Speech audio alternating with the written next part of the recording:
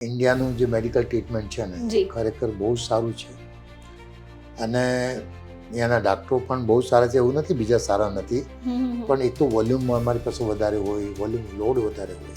So we are good clinician every one. આપણે doctor જ્યારે ફોરેનમાં બી ગયા છે, અમેરિકા, કેનેડા, ઓસ્ટ્રેલિયા, બધે ઇન્ડિયન ડૉક્ટર્સો બહુ જ આગળ વધ્યા છે. આપણે ઇન્ડિયામાં પણ બહુ સારું કામ થઈ રહ્યું છે, એવું નથી. મેડિકલ ટુરિઝમ છેલ્લા લગભગ 20-25 વર્ષથી ઓલરેડી શરૂ થયું છે, પણ અત્યાર સુધી શું છે, જે બિગ સેન્ટર્સ છે એ લોકોને આવવા માટે પેલું ફ્લાઇટની અરેન્જમેન્ટ જોઈએ છે, એરપોર્ટ સારા હોવા જોઈએ.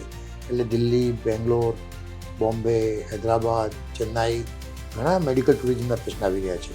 પણ હવે શું થાય છે કે people are finding it costly. તે જેટલા મેટ્રો સિટી છે એમાં હેલ્થકેર કોસ્ટ બહુ જ વધી ગઈ છે.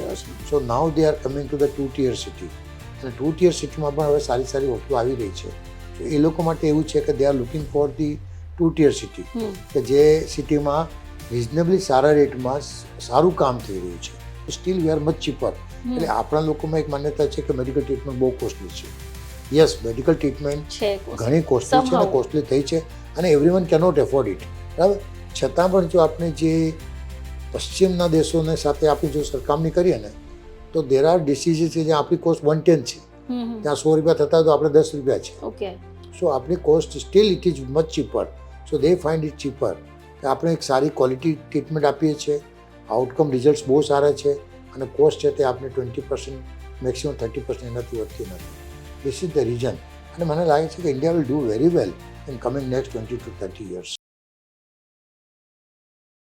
Also available on YouTube, Spotify, Amazon Music, and Apple Music.